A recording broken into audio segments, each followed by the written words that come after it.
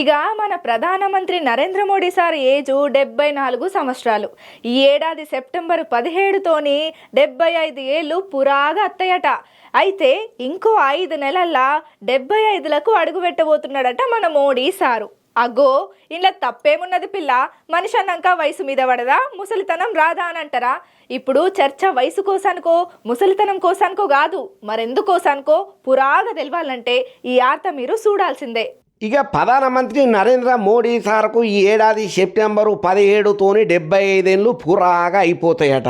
ఇక ప్రస్తుతం ఆయన వయస్సు చూసుకుంటే 74 సంవత్సరాలు అయ్యా. అంటే ఇంకొక 5 నెలలు అనుకో రాదుండ్రి. ఇక 5 నెలలు పురాగా ఒడిచినాయి అనుకో 75 ఏళ్ళ వసంతంలోకి అడుగు పెట్టబోతున్నాడు మన ప్రధానమంత్రి నరేంద్ర మోడీ సారు. సరే గిన్నెల తాపేమున్నదయ్యా, వయసు అనేది పెరగదా, సంవత్సరం అనేది మారదా అని అంటారా?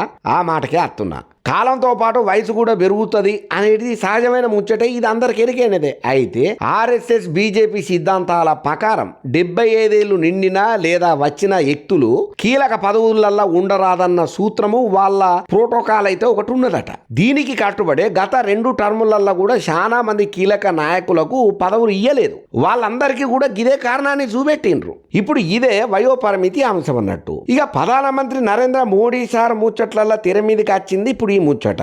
బీజేపీ ప్రభావాన్ని దిగ్విజయంగా ముందరికి తీసుకుపోతున్న ఘనత ఎవరిదని ఉన్నదంటే తక్కువని చెప్పొచ్చు మన మోడీ సారేనే. అది ఆయన సొంతం అయ్యా. అదొక నాలెడ్జ్. పబ్లిక్ ను ఎట్లా రన్నింగ్ చేయాలి, పార్టీలను ఎట్లా కలుపుకోవాలి, అధికారం ఎట్లా చేత ఎక్కించుకోవాలి, ప్రత్యర్థులకు ఎట్లా సుక్కలు చూపెట్టాలనేది మోడీ సార్ తర్వాతనే ఇవ్వాలైనా. అయితే ఈ ముచ్చట్లలో ఎవరికి ఎటువంటి అనుమానం కూడా లేదు. అంతేకాదు మోడీ సార్ తర్వాత ఎవరు అనే ప్రశ్న అత్తే మాత్రం పత్తం ఉన్న పరిస్థితులలో దిక్కులు చూసే పరిస్థితి కూడా మోపైతున్నదయ్యా.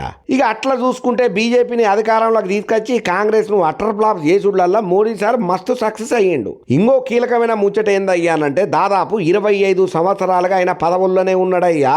గుజరాత్ ముఖ్యమంత్రిగా 3 సార్లు పనిచేసిండు. తర్వాత దేశ ప్రధాని అయ్యిండు.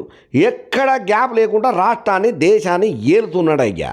అయితే ఇప్పటి వరకు ఆయనకి ఎటువంటి అడ్డంకులు లేకపోయినా ఇప్పుడు వయసు మాత్రం అడ్డంకిగా మారిందయ్యా ఆయనకు.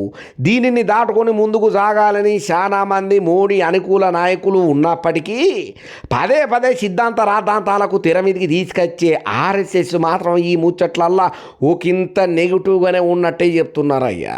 రీసెంట్గా మహారాష్ట్రలో నాగపూర్లో ఉన్న ఆర్ఎస్ఎస్ కేంద్ర కార్యాలయాన్ని సందర్శన చేసినటువంటి మోడీ సారు ఈ ముచ్చట మీద ఆర్ఎస్ఎస్ చీఫ్ మోహన్ భాగవత్ సార్తోని చర్చన గట్టిగానే చేసిండట. అట్లడి పోని ఇప్పటికిప్పుడు ఆర్ఎస్ఎస్ వాళ్ళ సిద్ధాంతాలను మార్చుకుంటుందా?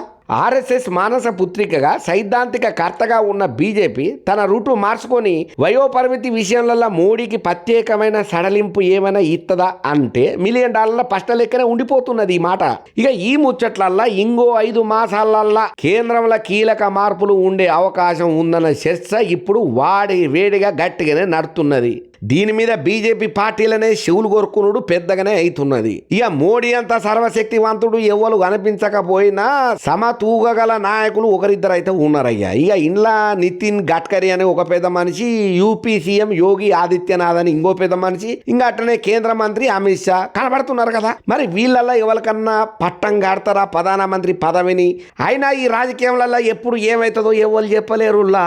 ఏది జరిగినా వచ్చిన హర్తను చదువుకుంటా చెప్పుడు తప్ప మనం మాత్రం చేసేది ఏమున్నది?